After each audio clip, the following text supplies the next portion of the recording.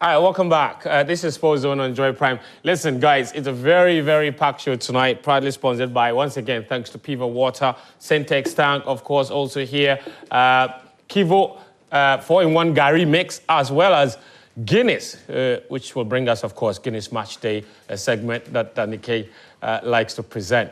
Tonight, I've been joined on the show by a very special guest all the way from London. Mr. Rahman Osman is joining us today. Welcome to the show. And today... Osman! Oh, God.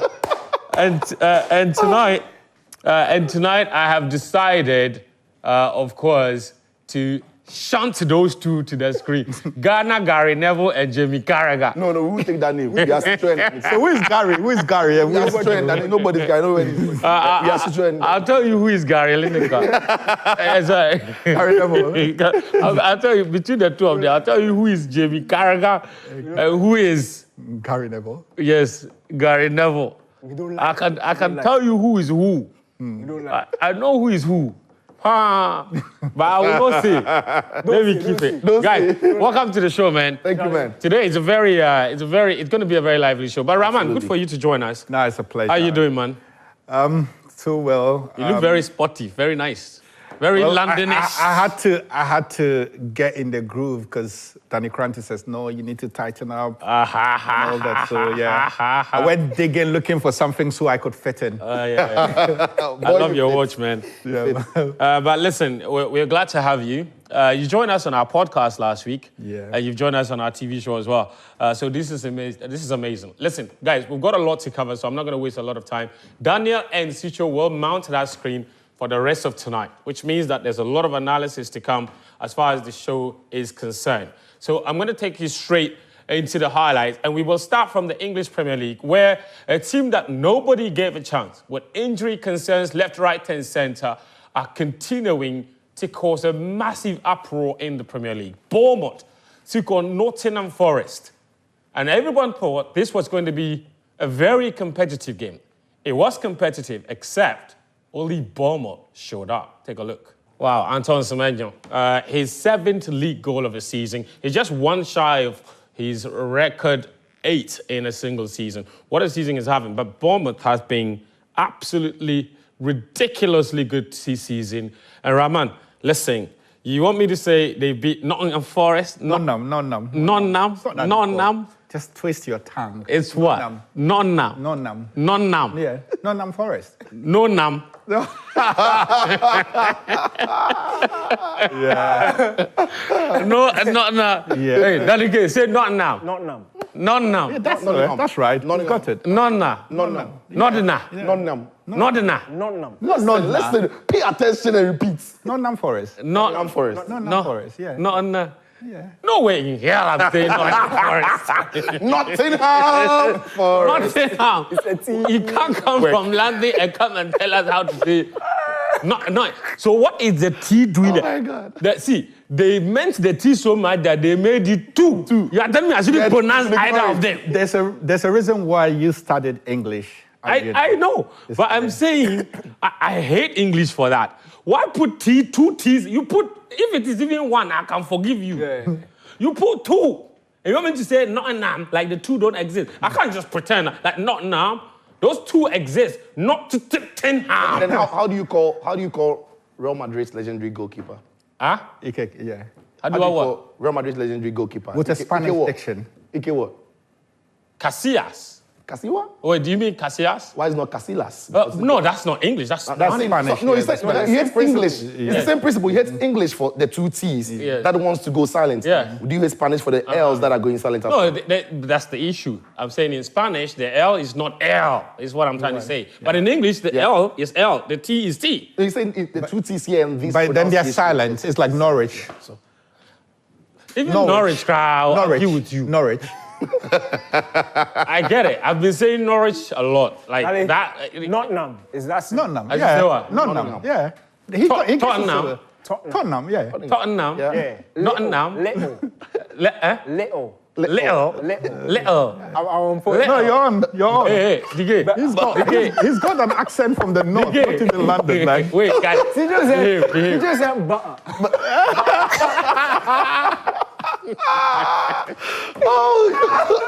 Listen. There's this Nigerian TikToker who went viral over the Christmas. What he does is he picks African Afrobeat songs and he tries to use the British accent to sing. The guy is fun, like, oh, we're singing, baby, come down, baby. And the way he says, oh my Lord. Like, it's so funny. He has made lots of trends and numbers over the festive period. So applying the same principle, this is a bo-o-o-a. Is that simple, man? Not from Nottingham Forest. Rahman, what's this? water. Water. But you see, I get your point. We just say water. Thank you. Give me okay. Because they say, speak up, my friend. That's your language. You got to speak it better. Anyway, Rahman, now back to Nottingham. Yeah. I mean, they were absolutely pummeled. But Bournemouth, how have they become this good? Their press. I'm just saying the same word Semenyo said. He says their press is unbelievable. That's just the difference. The press as a unit, they play according to what the manager wants. And my God, I'm so happy for Semenyo. You know, because he shouldn't have been at Bournemouth. Faith, football, and precision. So many things come together and you get a compact player. Yeah. How he got to Bournemouth is a mystery, but also just fate. Because Bournemouth wanted to sign a certain Nicholas Jackson. Wow. He was at Villarreal. Villarreal wanted to sell. They sent him all over to England. And then when he came, they found out he had a knock. The club said, oh, it was going to be 2 weeks, but Bournemouth found out that it would be longer. So they turned him back. Fast forward, long story short, 6 months later, he is at Chelsea, but Semenyo goes to Bournemouth. And every single season he's been there, you can see the progress. It's not just the goals. I mean, everybody highlights the goals. It's the overall play. It's the confidence with it, and the celebrations. And he's grown so much, you can tell that, like, he understands the demands of the Premier League. And for me, that's what it's a top player. Nothing faces him. If you go through his goals, he's scoring big games. He scored against Chelsea, scoring against Liverpool. He just plays the game to his strength. And I like to see from that. And every season they say, you get those teams where they punch above their weight. So this season, two of the teams that nobody predicted that would be there, Nottingham Forest and Bournemouth. And Bournemouth showed them why they're literally the team to watch out this season. I'm so happy for them. And Zicho, they're doing this with a few injuries issues as well, right? Everybody says that, look, everybody makes them a reference point. Yeah. It's like, this is a coach that is getting the results with injuries. So every other coach making excuses for injured players, just keep quiet, just shut up. Well, look, I give them the credit for what they are doing with all the injury problems that they've got. But the truth about Bournemouth is that the score that they've got, there isn't much difference between those who start and those who are off the bench. It's that close. The quality spread across the team is very close. So when the supposedly first team player is off, the person deputizing that fellow does a decent job. So yes, they've got about 13 injury to senior players. Every team will fail it, irrespective of the quality you've got or not. And you have to give credit to the manager that he's been able to keep the same team spirit and culture running through. And just a word on Semenyo, when he came from the lower division, the championship, to the Premier League. Bristol. Oh, yeah. I must be fair and say, I didn't think he was a Premier League fit at the time. Yeah. But credit to him, because what he's done is to work his way to become a proper Premier League player. And that is not easy. We've seen many teams sign players from the lower division. Yeah. He hasn't worked out. They've struggled in the Prem. But he looks like a player who's ready to go to a bigger Prem club from next season. So kudos to him. He's been staggering. All right. So kudos to Antoine Semenyo. 7 goals this season. His highest ever in a single season is 8. He's just one shy of that. And we're just over the halfway stage of the season. I'm going to take you to the Molineux. That's where Wolverhampton Wanderers took on Arsenal. Arsenal had a man sent off, and yet they dug deep and found the winner, courtesy their Italian prima donna, Calafiori. Take a look. Wow, Riccardo Calafiori. Lots of people thought he was a needless buy, but here he is, popping up with 3 points for Arsenal when they badly needed them. Daniel Cranty, I don't understand you, man. Who thought he was a needless buy? I've seen Arsenal fans say that he was just a luxury buy. It's you are the one saying it. DK, listen, that was an unexpected victory from my point of view. I thought it was another one of those matches where Arsenal would just fail to win. And it was looking like that for large spells. Then they popped up with the winner. What does that tell us about the mentality of the team, or even for Mikel Arteta himself? What does that do for his team?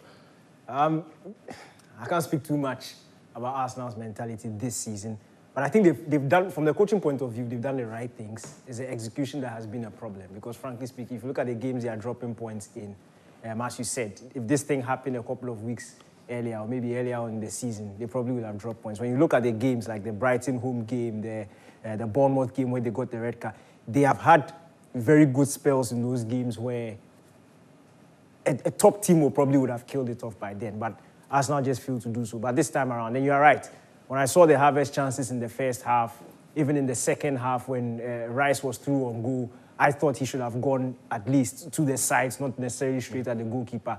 You were looking at those chances and thinking if Arsenal would get another one, or maybe if Wolves got one goal, that would be it. But Arsenal were able to dig deep. And look, the main talking point about this thing is the red card. The red card. It's the red card. And it's absolutely terrible.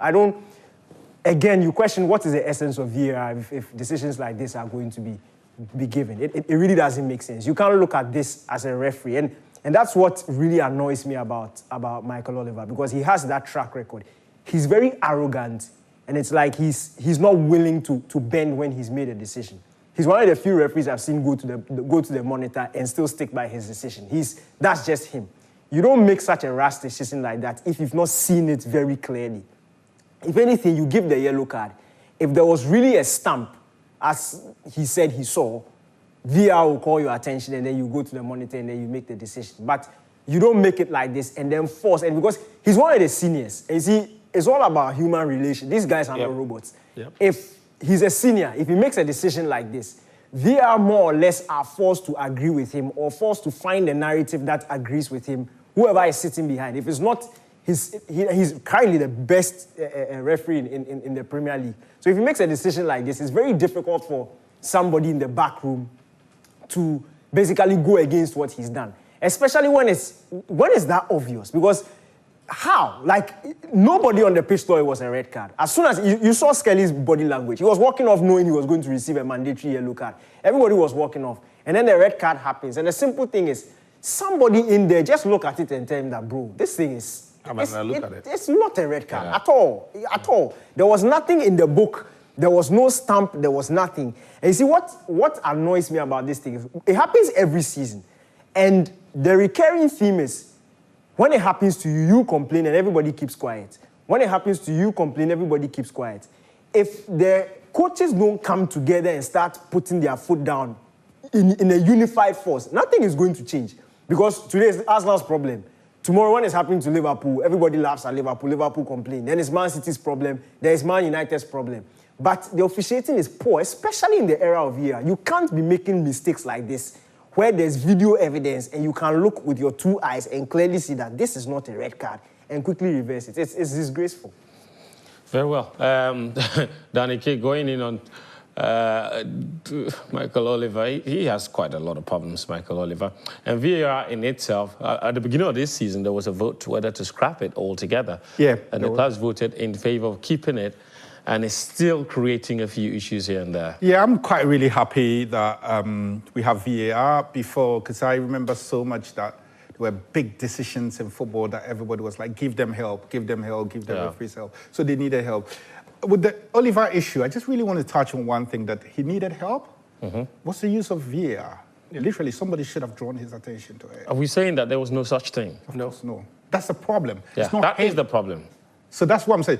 And I don't want to go on the tangent that I want referees to officiate games. The idea of VAR is to help, not officiate games. So many times we see referees leave the big decisions to VAR. Yeah, they call it re-refereeing the game. There's no point for that. It takes something out of the game. So in this instance, I get it's so annoying. I guess it's disgraceful. But at least I want the human part, and that error is what is part of football again. And we've gone back so many times for it. Some of the times, they've highlighted a word that they never use, clear and obvious. Clear and obvious. 90% of the time they call them, it's not clear and obvious. Yeah. So in this instance, even though it's really annoying, it was a massive mistake. But I like that the fact that he was officiating the game, and that's what makes Oliver like really respected within the team. And I get it. Look, most people, especially most people say that's absolute nonsense and stuff like that. Yeah. But he's one of the few referees that says that, listen, I want to officiate this game as a center man. I will make mistakes. I could make a big mistake, but at least I'm doing it as it should be, not leaving it to somebody in Preston Park. Yeah, but remember, I get it. But in the end, it's going to cost teams millions of pounds. The stakes are so high. I mean, Arsenal are chasing the title, teams are chasing top four, teams are avoiding relegation. If there is the VAR and referees are not using it well, in the end, the clubs that are using their money to pay for the VAR are the ones suffering for it. And I'm saying, like you said, VAR should be drawing his attention. Again, VAR is not going to make the call for you to decide. Yeah. VAR is going to draw your attention that we think that have a look at it. You're not sure it's red, but have a look at it and decide. I think in that instance, like Danny said, VAR did not invite him. So they let him down? Yes, because they are thinking, it's Michael Oliver, let's trust his judgment. But that's not the point. That's not the point. He's a senior figure, he's doing well, but look, you can disagree with senior people with all due respect. And when you're in the VAR, it doesn't matter who's the center man. You are doing your job. So when you look at the footage, is that a red card? I don't think it was. I think Arsenal should be attention for sure. I think Arsenal should be appealing because it's going to be rescinded. All right, let's talk about Sicho's favourite team in the Premier League, Liverpool Football Club. They hosted Ipswich. There was no doubt what the result would be. I guess it was just a conversation of how many they would score. Cody Gakpo turned up with a brace of his own, and of course, Mohamed Salah made history for himself. Take a look at the highlight. All right, so Liverpool with the wonderful performance, but for me, the standout story there, Mohamed Salah, he's overtaking Thierry Henry to climb to 7th in the all-time top scorers chart in the Premier League.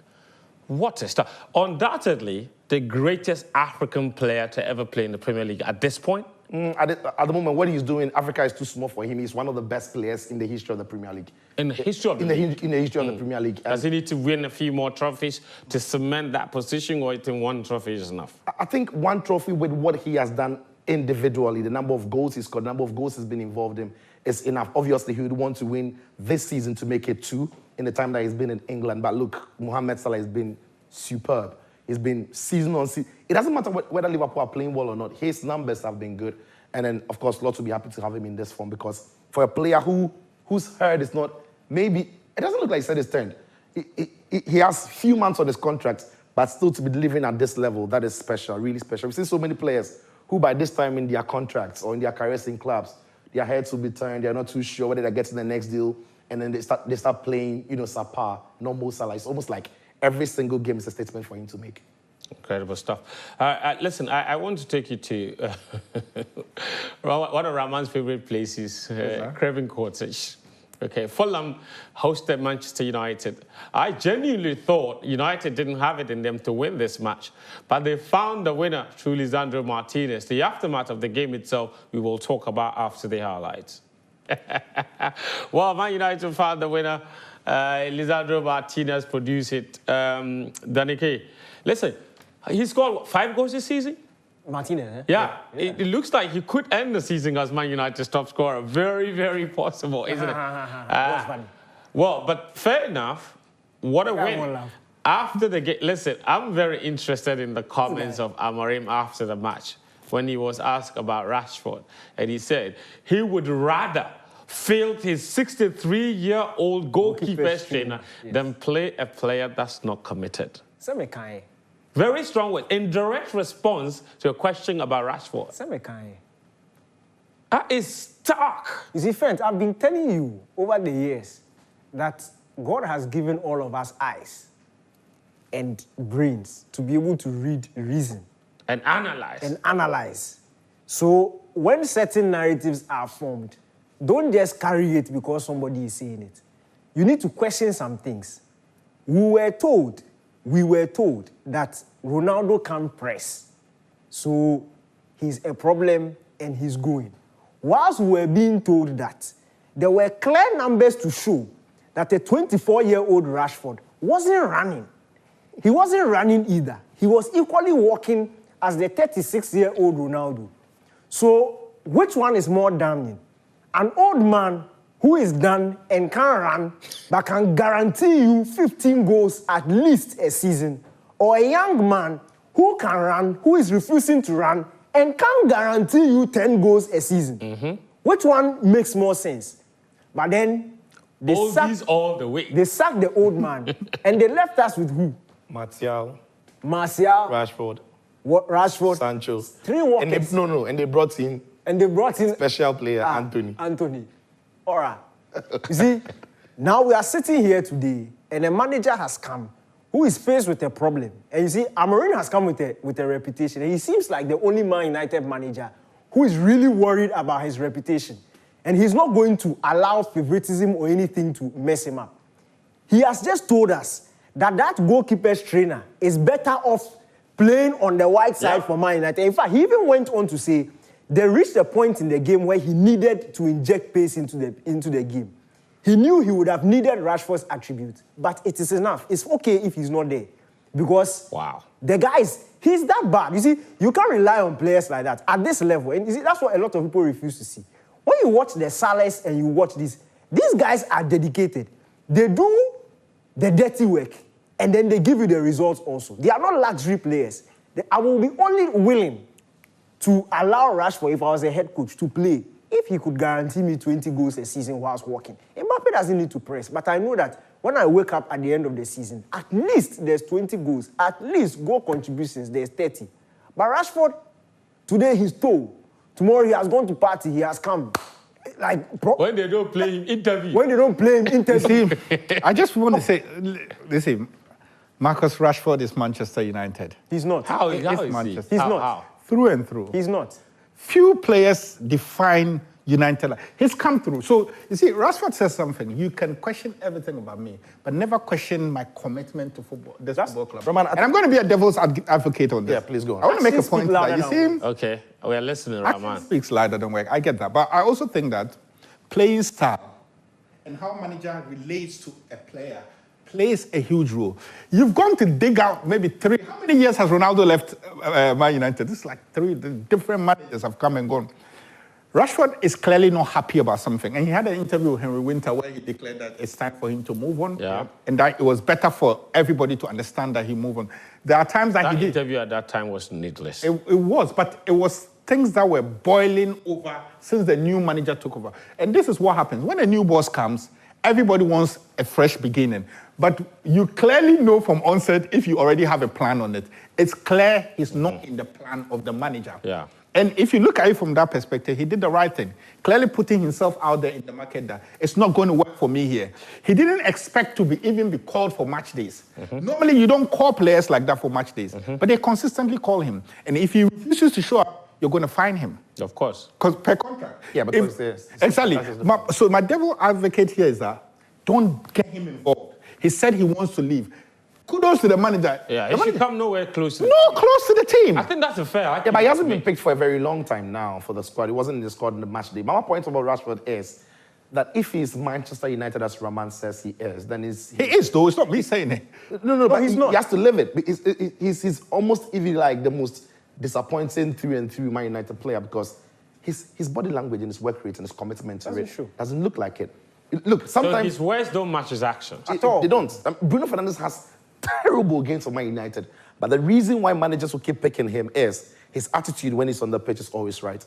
He's always trying to fight for the team, always trying to run, always trying to put in a lot of energy. And a classic example for Marcus Rashford would have been another player in that dressing room. Just look across the dressing room, look at Harry Maguire. Yeah. Harry Maguire has been in worse situations than Marcus. Amorim said, Ten Hag said terrible things about Harry Maguire, stripped him off the armband, said he wasn't fit for purpose. Yeah. He even actually played Luke Shaw in centre-back ahead of Harry Maguire. Yeah, but Harry Maguire has turned out to be a professional. He's played when he's been called upon, and now he almost is the first-choice centre-back for Ruben Amorim. What about Marcus Rashford?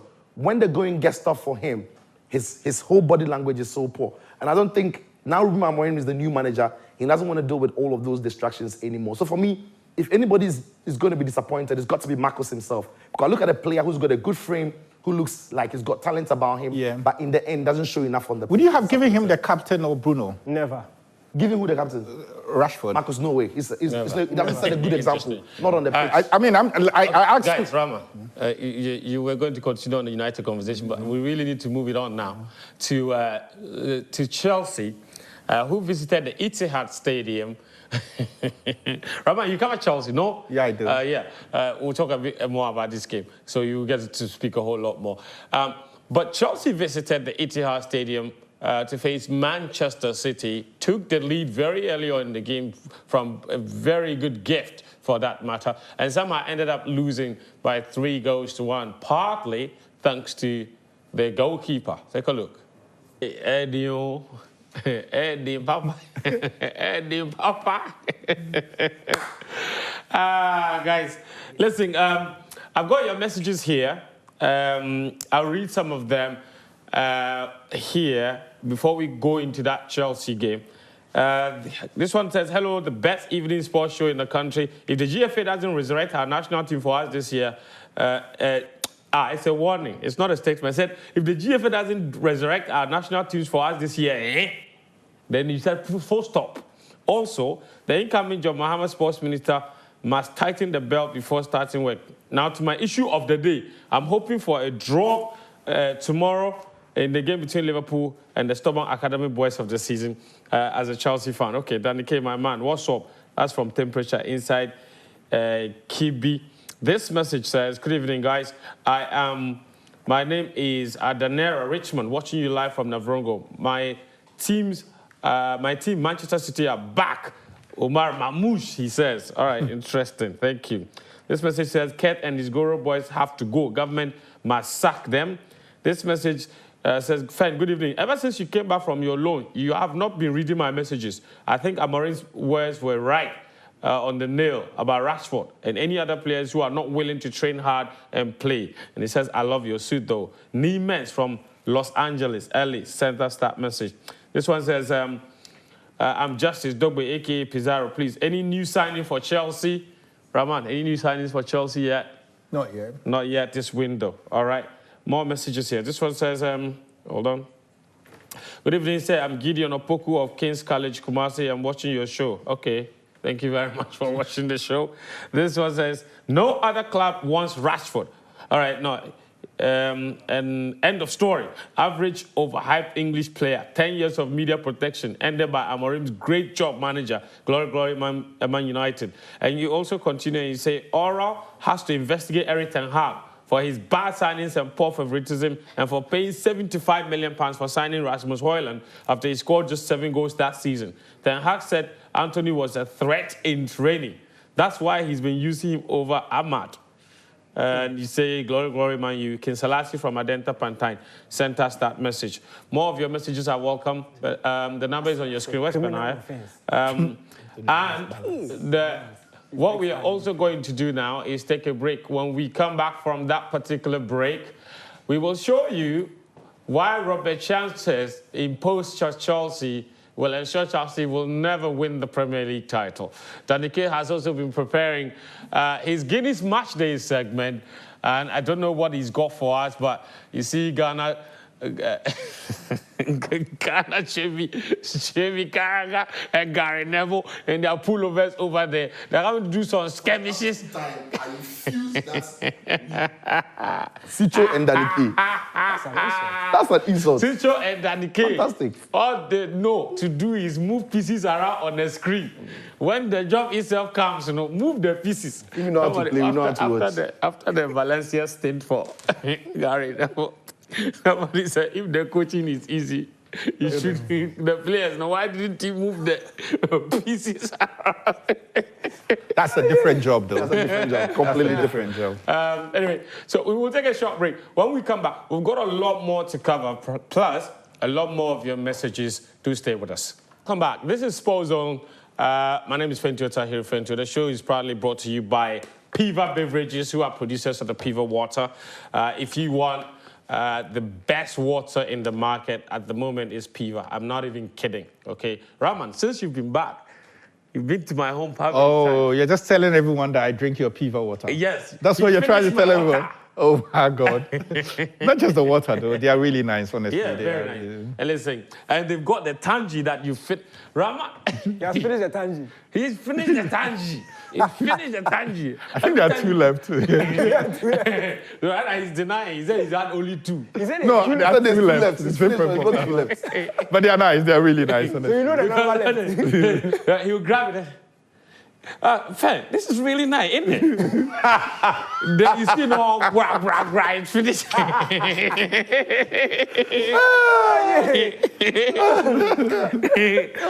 then you go and come back. You said this I made right here in Ghana. I said there's 2 left. Which will finish? Man. No, tomorrow. Listen, Frank is watching. I'm sure he'll give you something to take back to the UK. You go and introduce this to the UK people. Syntax tank, you're looking for a water tank to store your water. New project, old project, whatever, Syntax tank is your solution. They come in various sizes, come with a 7-year warranty, and they come in different layers as well. And of course, you know, you can buy the size and the color that fits the color of your house or the purpose of your project. And they have over 300 agents nationwide, so you can just call them for delivery. Kivo 4-in-1 Gary makes our also proud sponsors of this show. In case you're a big fan, all you need, of course, is just water, all right? Because it's got Gary, it's got granite, it's got sugar, it's got milk in it. Just pour it inside, and then you're good to go. It's a ready meal. Guinness are sponsors of our Guinness Match Day segment, which we are about to get into now. All the analysis from the touchscreen here for you on the show. But Rahman, I need to pick your mind on this. I've got lots of messages coming to you. Let me see if I can take a couple more. This one says, I'm watching you from Kulfo in the Sisala East. Keep the good work up. Good evening to everyone watching in Kulfo. This one says, good evening. I heard Barca is going to sign Rashford. And if they should sign him, I will sell their team to Oral to investigate them. Laporta, to investigate Laporta because we cannot deal with this flop. Martin from Kumasi Pankrono. This message says, hi, good evening. My name is Doche Van Bright Dangote from Volta region, who Liverpool is going to win the league, but we, Man City, will be at the 2nd place before the end of the season. Thank you. And then this one says, I'm even shy as a Chelsea fan, all because of Spider-Man Sanchez. Nino's from Adenta. This message says, I'm Nini from Hoho. So Nino is from Adenta. Nini, or is it Nene? Nene, thank you. From Hohoe, said, could you please inform Rashford that he needs to improve?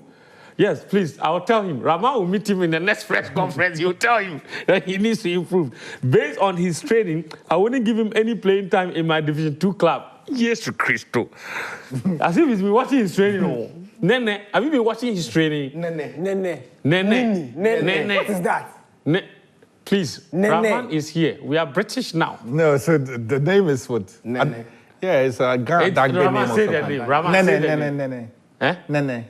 Nene. It's not Nene. It's not Nene. Ghana. He said it right. He said it right. You are trying to correct It's him. what? Nene. That's what he said. Nene or Nene? What's Nene? Nene. Yeah. Is it Ghana Dagbe name or something? Ghana Dagbe, Everest also have it, but yeah. Nene, your Division 2 club, no? Rashford can't get in. Sure, fine. This one says, good evening. I just want to ask that guy who is the FA president. People can type things. What is that guy who is the FA president? I just want to ask that guy who is the FA president. It's like the draw has gotten people angry. Yeah. Like you know, have you seen all the messages? We are not discussing Black Stars over. No, you faint after watching the draw. Like, hasn't Charlie, brother. I'm surprised he's smiling. He's smiling because it should be a very sad day. Bro. Sad day. Yeah. He says, I just want to ask that guy who is the FA president, can't he now step down? He's going to destroy Ghana football. Today I'm going to post on Facebook that he's going to ESCO, CAF ESCO. He's proud. See Mozambique and Benin, I was like, how? Hashtag cat out, he says. I've got this one, Pap King from Atremade. Says, Rashford is just a hyped player. Nothing special about him. My first time watching you, and I am loving it. Thank you. Welcome to the show. Every Monday, 9 p.m., we are right here. And this one says, hi, good evening. I'm Original, watching you from Natonia in Navrongo. How is Rashford's deal to Barca? What's happening to that deal? We've got viewers from all around the country. I absolutely love our viewers. Waiting to see if Ansu Fati will leave. And if he leaves, Yeah. then they go and get Rashford. Replace Now, him. And Rashford has to take a pay cut. A big pay cut to be able to play for Barcelona. So. Yeah. Okay, so Barcelona are quite big. Rashford going to Barcelona is dependent on Ansu Fati leaving. Who doesn't play? Who doesn't play at all? Doesn't play. But where is Ansu Fati rumored to be heading? Do you know? Nobody really is asking for Ansu Fati. No Nobody idea. knows in what shape or form he is. All right. Maybe Marseille, because he's very close to your manager who is at Marseille now. Roberto Who Di used to Fratelli. be at Brighton and brought him to Brighton last year. Yeah, on loan, right? But I says he's not going anywhere. Guys, Rahman, I want to show you this. Chelsea Football Club, listen, a lot of Chelsea fans blame the goalkeeper, Robert Sanchez. Carlo Ancelotti told Enzo Maresca when Chelsea played Against Real Madrid. Real Madrid. Do you know what he told him? So they played Madrid. Madrid actually whitewashed them, beat them The game was over in the first half. in the first half. But Carlos saw enough, and he said to him, you know what? Drop your line just 5 yards back, and you have a good season. Yeah, I remember that. That's what Carlos said to him. That was the only advice. So Did you he see, take it? well, he did at the beginning, but there's a lot of contributing factors. It's easy to highlight all these things and, Please go on. and break him down. But the point I'm trying to raise is that you don't play Levi Colwell and Erling Haaland man to man. He will slaughter him. It's like Emil Heskey and a centre back. That's not what happened yesterday, though. Well, the second, the Foden goal was pure contact, holds him off, first touch out, and everybody's Yeah, gone. but where was Levi was close to Haaland. Yeah, but it's Haaland Where was his centre back partner? So that's the point. Yeah, If but you- now you've played that third goal. Oh, you've got it on your screen. Yeah. Thank you. Okay, we'll so get to the it. point I'm trying to land is that if they are one step behind, Okay. it's enough for them to have enough body. The direct City went, they don't go that direct. Okay. And if you have a goalkeeper like Ederson that City have, they can beat the press. I get that. That is an error. I can't defend that. I'm just trying to tell you that it's a consequence of the way Chelsea have been playing. It's no coincidence that they've won 1 in 7. And it's easy to pick up players. This is where you blame Cole. That's But where I blame. where is Chalobah? Why is the line this high? We have so many questions. Exactly. So it's easy to pick on Sanchez. You understand? All right, that's what Danny K has been working on as well. Sicho and Daniel. Guys, what's going on here? I don't know what you want to highlight, but take it away, please. Okay, so I'm looking at on the face of it, the game plan from two teams. So both Man City, Chelsea played extremely high lines. Yes. Extremely high. In fact, just on the edge of the center circle. That's where the two high lines were. And Chelsea were willing for Manchester City to enter the middle block. So when the ball gets to the midfield or the second block, then they inject the press, try and win it off them, and then counter. Manchester City were trying to build through Chelsea, play the ball through Chelsea, and then occasionally try and find the gaps between the high line and hit a ball in behind. But what impressed me about Pep Guardiola is how he adjusted it. Now, very early on in the game, he could tell what Chelsea were trying to do. So he sort of, let me say, the last 10, 15 minutes of the first half, he stopped trying to progress the ball into the midfield to try and spring an attack. He started using his first line. So because Chelsea were not putting too much pressure on the Man City centre-backs or whoever was picking the ball up straight from the goalkeeper, they now had time to try and pick their runs in behind and then hit the long balls. Whilst the first two in the press for Chelsea, in Cole Palmer and then Nicholas Jackson, were fixated on the midfield or the middle block of Manchester City. That was smart from Pep. In the second half, what Pep did was to retreat his high line and start building from a much deeper position. Okay. And he went route one. He started trusting the ability, or he trusted the ability of Ederson to ping balls into Haaland. So what Rahman was saying was kind of true, but I see it like City invited that pressure. They wanted Colwell, they wanted to single out Colwell. So occasionally you see Haaland will pick on either one of the defenders. He'll go and pin himself on Chalobah and invite that long ball from Ederson. And that was extremely smart because what it did was to now widen the gap between the Chelsea lines. And you would see. So let's start from the first video. This is very early in the game. This is basically the entire match was being played in this space. The entire game. This is a very small box. Basically from the edge of both, the edge of the center circle on both sides. And it was cramped in this space. So Manchester City were fixated, trying to get the ball into this middle space before they could progress. So they'll get the ball into either Bernardo Silva or Gundogan and try and hit the ball into. But it just wasn't working out early on because Chelsea were just a bit too smart. So you'd see the ball go into midfield. And once it goes into midfield, Chelsea now trigger the press. They win it back. This was a good counter-attacking opportunity for Chelsea. They ended up missing. So this was... They should have scored here, to be fair. They should have scored. So this was Chelsea's game plan very early on. And then Manchester City switched things up. So they started now because of the lack of pressure on these guys here. These guys here. Now Pep ordered them to now go long in behind. So there was no reason to try and pick up Foden or Gundogan or Mamouche in these spaces again. Yeah. This time, they were going a bit longer because Chelsea were not applying too much pressure. So you see Kovacic watches it. He goes long, over the top. And this was how they were creating a number of their chances, especially close to the end of the first half. So I think we'll see another example here. No, this time around. This is the second half. So now in the second half, as I was saying, when they retreated their line, now we're inviting Haaland to ping either one of the centre-backs. Mm-hmm. And then you saw the runs from Mamouche and Foden who were playing inside. So when Haaland picks up the ball, when he's pinged the defenders, then they provide the supporting runs. Yeah. And it caused complete chaos. It was almost a Drogba Lampard-ish. Exactly. And this was the first time we have seen Pep do it. Mm-hmm. In fact, last 2 seasons, when City beat Arsenal 4-1 at the Etihad, he did exactly the same thing. Haaland became the target man. De Bruyne was like the second. He let his hair loose. Monster Haaland. Exactly. So Pep has done this thing before. And now we see. So it was now, as you can see, the City have now started building from a much deeper line. They've retreated to invite Chelsea and now open gaps within the middle. And these gaps, over the top. So if Haaland wins it, there's a lot of space for the second or third runner to have the ball to maneuver. So the ball goes back, as you see. They know that not too much pressure is going to be put on Ederson. So now he has the time and space to pick. And we all know Ederson's passing ability is absolutely brilliant. He goes long, he finds Haaland. So Haaland has put himself on one centre back. This is the third goal. No, this is an instant. And then you see the supporting run. So Mamouche is coming. You see Phil Foden arriving a bit later. So Mamouche, and look at the space they have. Yeah. The space they have because of the high line. They start running from a much deeper position. Yeah. So the target man is Haaland. He wins it, and then the supporting run is the goal was very similar to this very move. Very, very similar. Yeah. So Mamouche, I think he should have passed. But this was a warning sign for Chelsea that something had changed with Manchester City's attack. I think, no.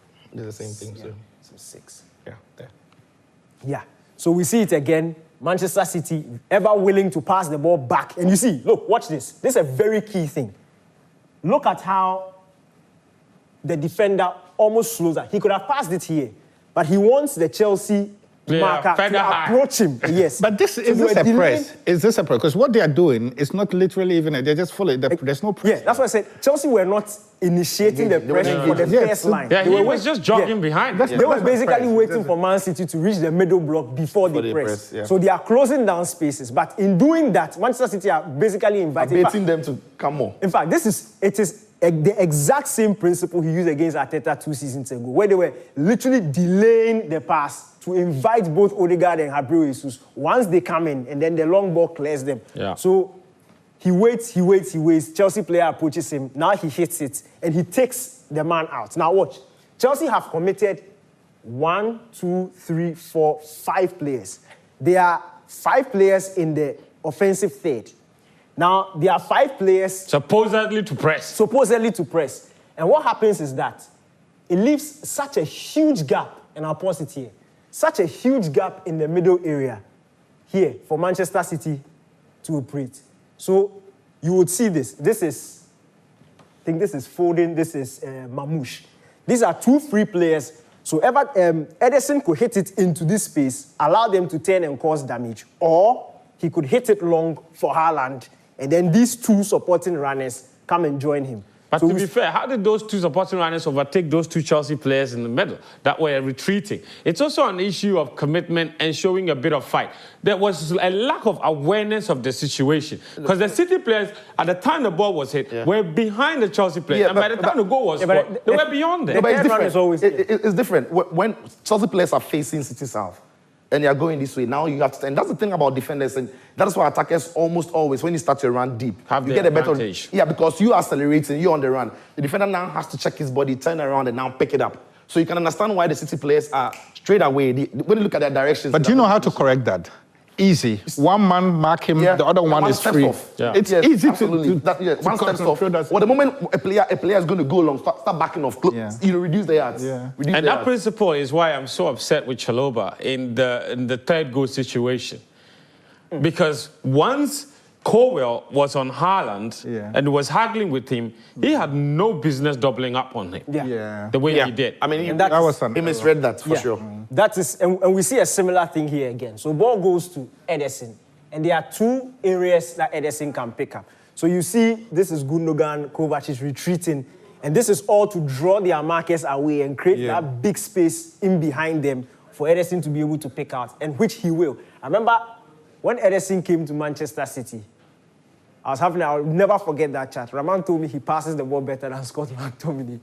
He said it there, I didn't understand. Do you believe it now, after so many years? I still remember. Anytime he hit a long ball, I just remember that thing he said. But this is Ederson again. He goes long. This time, De Bruyne wins the header. And this is where I 100% agree with you, friends. This is similar to, was it 2 weeks ago, the Real Madrid-Barcelona game? Yeah.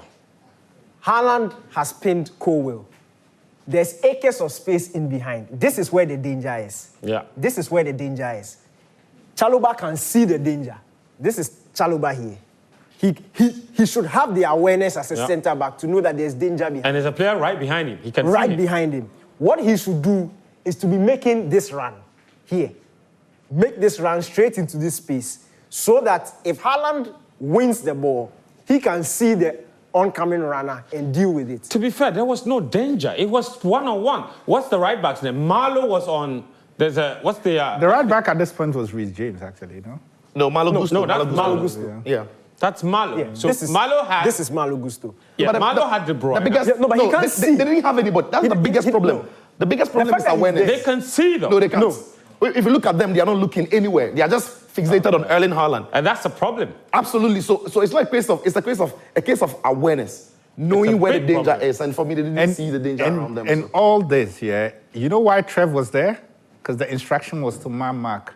So if you pay attention, everybody had their man there. Yeah. And they believed so much that Levi could take on Haaland. Yeah. But that's why I said to you, that is a mistake. But Yeah, but again- who was Chalobah's man? But Well, again- Chalobah was close to his man. He He didn't have resisted. anybody. No, No, he did. but He did. Chalobah's He man lost his is man. Foden. No, but listen He to lost the his. thing. He was If- Foden, but he lost his If man. his man is fenced, he has no business trying to come close to the ball. That's what- If his man is, I said fence, you can't kick a ball. If his man is folding, he has no business coming to the ball at Haaland. Yeah. Right? Because Levi is dealing with that. Deal with your man. Get in a space where your man can't go for the pass. Exactly. Can't run into a space Exactly. to receive the ball. It was all, poorly coordinated, and all of them fixated on stopping the big man Erling because he had just scored a goal against them and they wanted to stop him for the second time. Yeah.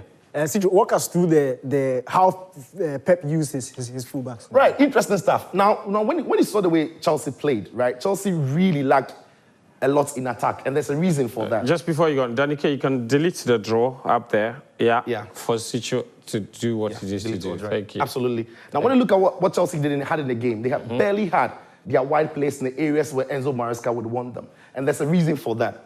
Pep Guardiola, throughout the entire game, up until the point where Danny actually illustrated that he wanted to go long, was trusting his fullbacks in the game. In this case, Vardio, and then Nunes to push so high up the pitch. Nunes is not even in the frame because he's down here somewhere. Yeah. And if you progress the video, Just slide. you see Nunes. Yeah, that is so high. Very high. Now, the effect of having them very high is this, that you've got Chelsea's wing players or wide players also having to drop deep. Now, the reason why you see Madueke dropping here and then Sancho dropping here is this. City's wide attacking players were Foden and Marmoush, but they were not playing as wide players. They were not. They were playing very narrow and very close to Erling Haaland. The reason why Haaland could set up Mahmoud for the shot and in the end set up Phil Foden for the goal. So look at where they position themselves. This is Erling Haaland. You've got Mamouche, you've got Phil Foden. Yeah. So Marco Correa has had to drop infield. And you've seen almost as a centre back. Yeah. Almost as a centre back. You've seen Reece James also having to drop because the men that they are supposed to mark are all dropping very narrow, leaving the wide areas there for them to do. So if you want that first half, now if you progress this year. Reece James had a nightmare, to be honest. Yeah. So, okay, I kept telling Rahman the whole time that this is unacceptable. Vardio was literally playing like a second striker. No, but Reece James's job wasn't necessarily Vardio because he had Mamouche to think about. Yeah, that's what I'm saying. Yeah. That confusion was a big problem for Chelsea. So now, if you watch this clip on Rona, keep your eye on the fullbacks again. This is Nunes and that is Vardio. In fact, let's clear it. Let's clear this one. Good. So you see Vardio here, you see Nunes here, and look where Madueke, who is supposed to be a winger, is. This is where Madueke is. Where is Sancho? That is Sancho. Where is Cucurella? That is Cucurella. Now, we know that in the way Maresca wants to play, Cucurella's positioning, in terms of when Chelsea receive the ball and they want to attack, is crucial. Yeah. Where Reece James starts is crucial. But what City did was to deny them that presence because of how they use their fullbacks. Then if you progress this, look what unfolds here. Look at the run of Vardio, and it's Kovacic who's going to pick him up. He's making a brilliant run on the blind side of the pass. Right. So you see Vardio. I don't think this is the video where... No. The case earlier drawing, so delete it first. Okay, let me progress this now. I think it's... Now, look at Vardio making a brilliant run on the blind side of all the boys there, and then he gets on the end of the pass. Definitely should have scored and could have scored. Right there. And the reason why he's getting past this, Madueke here is Madueke's defensive awareness is not defender. No. And he's the one having to do with Vardio. Vardio makes a brilliant run around of him, and he can't find the back of the net from that. And then when you look at the goal that in the end he scores, Vardio scores. The goal that Vardio scores, yeah, I think that's the one. Now, look at that again. This time around, it is who? Nunes who's making the run. The same run. This very same run that Vardio made and missed the chance. So from this time around, in. From out in. From this time around, it is this man Nunes, right? Who's going to make that run. That very run. Clear instruction. Clear instruction. And look where Vardio is. This is where Vardio is as well. This is where Vardio is. Those are City's two fullbacks. Yeah. Yes. Level with the striker. Yes, and this is where Madueke is. Now, if you look at Madueke, because again, he can't defend, it's not his nature to do so. Madueke is behind Reece James. He, in the end, plays Vardio, keeps him, he can't track him, he can't keep an eye on him, so he's left him to run. And that is Nunes on the attack, keeper saving it, and that is Vardio arriving. That is City's, in the game, supposedly fullbacks, even getting higher than Erling Haaland would. Yeah. And it's simply because Phil Foden or Mamouche wouldn't play wide. They would play quite narrow, close to Erling Haaland, open up the space in the wide areas for the fullbacks. It caused Chelsea massive problem because when Chelsea, in the end, even recovered the ball from City, they couldn't best out as they would in other games where Cucurella would be important, Reece James or Augusto would be important. So Pep Guardiola knew how to stop Chelsea from playing when they had the ball, and he affected them big time. Brilliant stuff. You earned your name, Sicho and Danny, better than Jamie Carragher and Gary Neville. Oh, they're brilliant. And I just saw something also, it's worth highlighting just quite really quickly. That you want to come to the ball? No, I don't know if I could manage it, but there was a small clip. Which if you go back, where Nunes just, Cucurella just pays attention to Nunes. There. Yeah. So you see that the instruction was clearly that if City have the ball, Nunes has to go into midfield. Mm-hmm. Yeah. Yep. And Nunes is a better midfielder than a fullback. That's a natural rule. Do you understand? Yeah. Chelsea's instructions is that when they have the ball, Cucurella goes into midfield. Yeah. In midfield, he's not better than Nunes. Yes. Yeah. That is a great overload for City at that particular point in time. Yeah. Yeah. That, for me, is where the game was won. Brilliant. So you see the ball that clips to, he runs through the midfield. Cucurella is a better defender than him, but in midfield, where they need to win the game. That's a run he's used to. That is. Cuckoo is late. And Cuckoo now is late. Yeah. And again, Chelsea's problems now, for me, also is because of Cucurella. Cucurella had a long season. If you pay attention, he played in the final of the Euros. At the moment. Chelsea don't have a left back. Played in the final of the Euros and all those stuff. So it's quite really interesting. We could name a lot of players. Even Cole Palmer played also in the final of that Euros. Enzo Fernandez played in the final of the Copa America. Yeah. So Chelsea will need to start thinking that they need similar qualities as they come, especially in this second half of the season where games are closer and legs need to be fresher. All right, fantastic, guys. Fantastic stuff. Castro Steve from China says, we played our worst game of the season against City on Saturday. I hope we bounce back quickly as early as possible. Let me take you through the full scores from the weekend's Premier League action now, and then what the table looks like, because we've got to go through the La Liga and the Premier League very quickly, as well as some tennis and the AFCON draw. So we've still got a lot to cover in the next 15 minutes or so. So that's the full result. Everton got a very surprising 1-0 win against Brighton.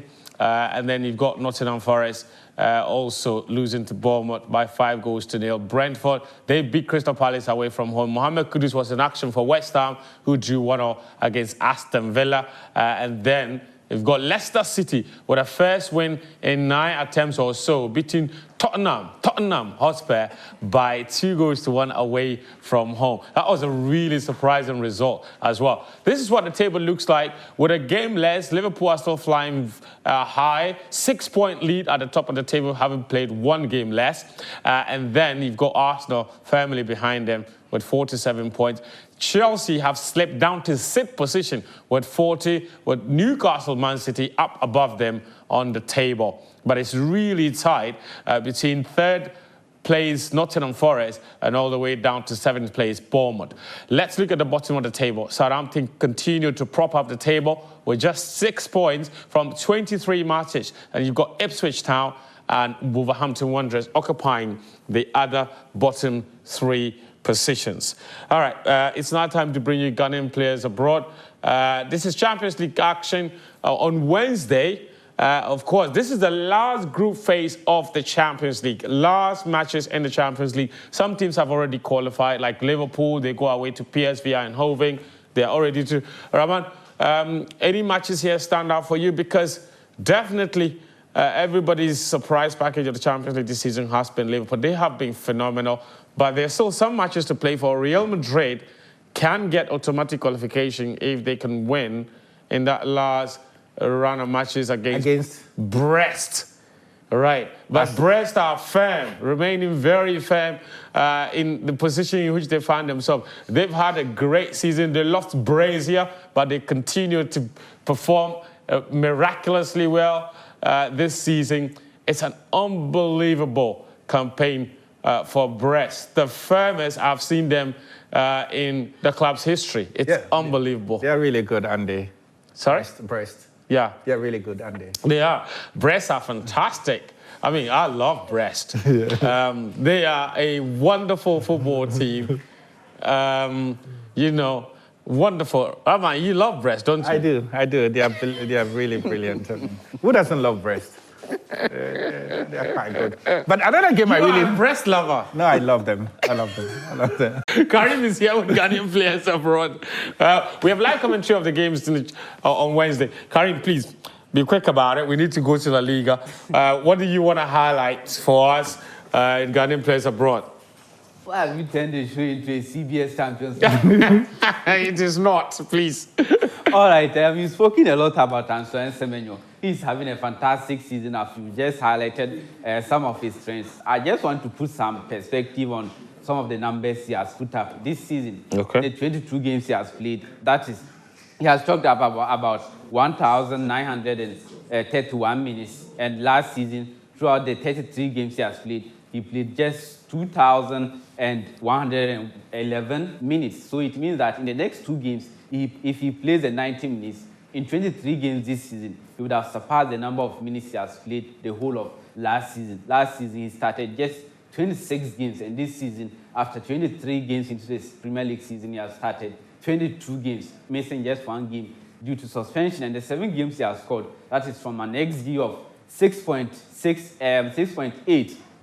So he was expected to score 7 goals, and he did just that. And if you are looking at the number of big chances he has missed as well, he should have been scoring more. He has missed 7 big chances, but because of the kind of goals he's scoring, some of them you don't expect him to score, but he scored those goals. Then total number of shots, 85 shots in 22 games. That is its 3rd highest in the whole of the Premier League. And wow. That is just in the whole Premier League? Yes. He's taking the 3rd highest number of shots? Yes, and that is just behind, is 6 behind Haaland, who has 91. So, and he has a shot conversion rate of just 8. So that is a bit low. If he was converting at the rate of Haaland, who has about 19, it means that he would have also been, and Salah is the most efficient of them all, converting about 22% of the shots he attempts. Then this is the team of the season. A first name in the first time for him, Jordan Emisa. Team of the week, please. You said season. Wow. Team of the week. These are the best players for me from the weekend of all the Ghanaian players playing across Europe. And Jordan Emisa, he plays for Rose County. You remember him from the Black Meteors. So he's yet to be capped for the Blacks as he plays for Rose County, and they played against Hibernian, that is in the Scottish League, and he made 3 saves for them, and they drew that game 1-1. Then Schindler, he is having a renaissance to his season. He provided his first assist for Samsonspor, and they won 2-1 against Gaziantep, that is in the Turkish Super League. Then Ajete plays for Basel. They won 4-1 against Sion, that is in the Swiss Super League. Then Momin, he was again fantastic for Rayo Vallecano, and they won 2-1 against Girona, and he was the player that has completed the most passes in that game. That's 58 passes completed as a centre-back. Then Gideon Mensah played for AG Auxerre, and they drew 1-1 against Saint Etienne. He completed the most dribbles and won the most duels as well. Then Abu Francis also having a fantastic season for Cercle Brugge, and they drew 1-1 against Sporting Charleroi, and in that game, he won all the tackles he attempted, won most duels, and won 18 of the recoveries he attempted in that game as well. Then he plays with, pairing him with Thomas Partey and Elisha Owusu. Elisha Owusu plays with Gideon Mensah for Auxerre. And he also had a good game, yes, huh? He provided his second assist of the season, and they drew 1-1, as I said, with Saint Etienne. Then Semenyo, I just spoken about him. Then Ransford Kottninsdorfer, he's also having a season of his life. This season in the German second tier, he has scored 9 goals. That is the highest he has ever achieved in his professional career. The German what? German? Second tier, that is in Bundesliga 2. Yeah, So he plays for Hamburg. And they in the won Bundesliga 3-2 too. against Hertha Berlin. Where are they in the league? They are now top of the Bundesliga. They could get promoted in at the end of the contention season. for promotion. Then Antoine Enes Nuama plays for Lyon, scored his first goal of the season. That took a while. Yes, that took a long time.